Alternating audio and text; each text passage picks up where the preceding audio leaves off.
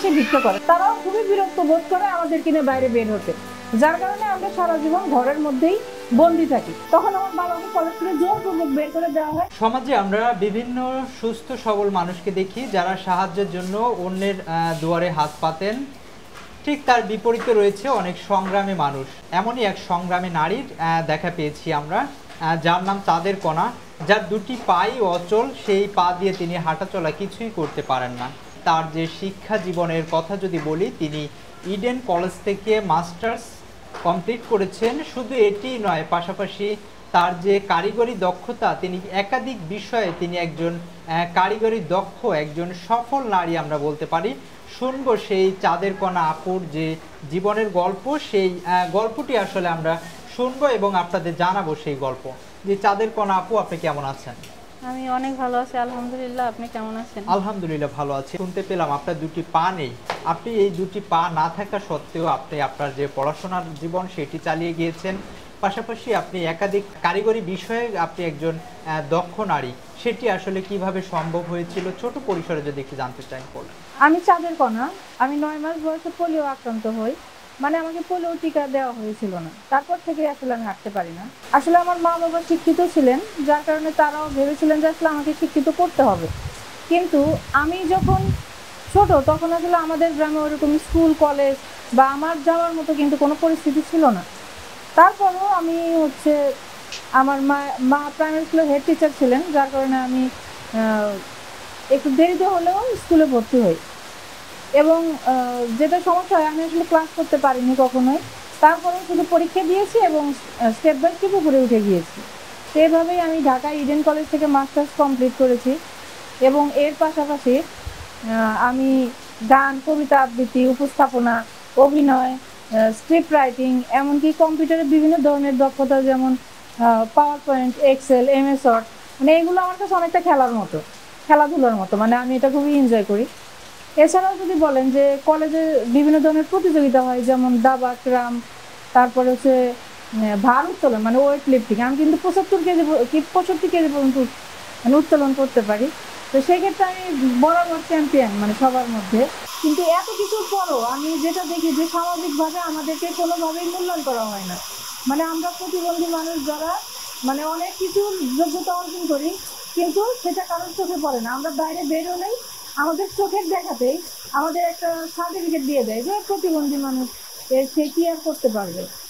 যেমন ধরেন, আমরা যখন কোনো ভাইবা বোর্ডে যাই, তখন যখনই দেখে যে একটা হুইল চেয়ার বা সাদা ছড়ি নিয়ে কেউ ঘরে প্রবেশ করছে, তখনই তাদের চোখের জায়গাতে হাত বা কেটে নেয় এবং বাকি মার্কটা তারা বিভিন্ন ধরনের প্রশ্ন করে, হ্যারাসমেন্ট করে আমাদেরকে বাদ দিয়ে দেয়। কিন্তু তারা একবারও চিন্তা করে না যে আমরা যদি তাদের বাদ দিয়ে দিচ্ছি তাহলে তাদের ভবিষ্যৎটা কি হবে। আবার অনেক সময় দেখা যায় যে একজন ইঞ্জিনিয়ার, যে কিনা বিভিন্ন স্থাপনা তৈরি করেছে, কিন্তু তার সেই বিল্ডিংয়ে একটা হুইল চেয়ার প্রবেশ করবে কিনা সেটা নিয়ে সে কখনোই ভাবেননি।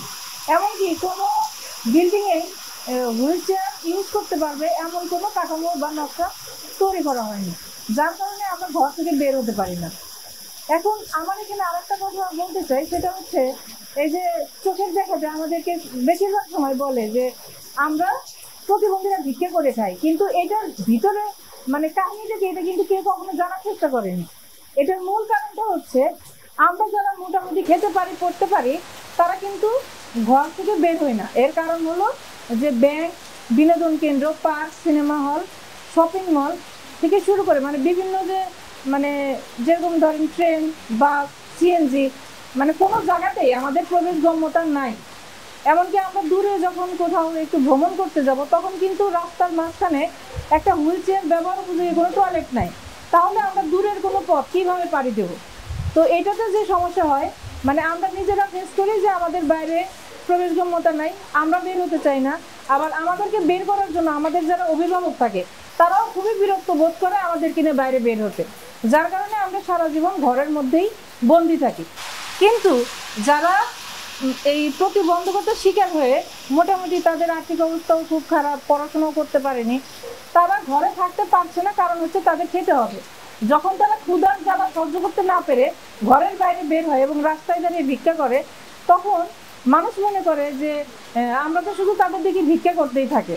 তার মানে হুইল চেয়ার ইউজার মানে সে ভিক্ষা করে, তার মানে সমাজ কিন্তু আমাদের বের হওয়ার সুযোগ দেয় নাই, যার কারণে আমরা বের হই না। এবং এই জন্য মানুষ মনে করে কি যে আমাদের সংখ্যাটা খুবই কম, কারণ আমাদেরকে দেখা যায় না খুব বেশি, কিন্তু আসলে আমাদের সংখ্যা কম না, অনেক বেশি।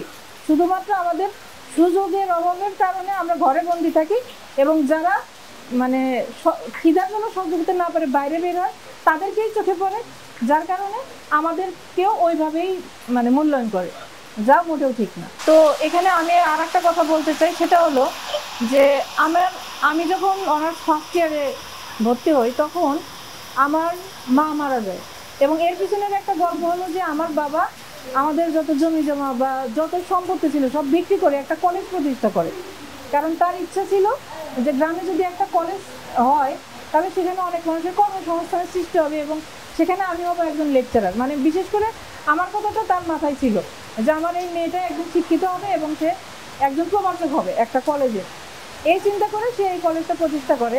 কিন্তু আমরা কোনো রাজনীতির সাথে জড়িত না থাকার কারণে কলেজটা যখন এনজিওভুক্ত হয় তখন আমার বাবাকে কলেজ থেকে জোরপূর্বক বের করে দেওয়া হয়, এবং এটা আমার বাবা যখন কলেজ থেকে বের হয়ে আসে আমার মা এটা মেনে নিতে পারেন, এবং সে হার্ট অ্যাটাক করে মারা যায়।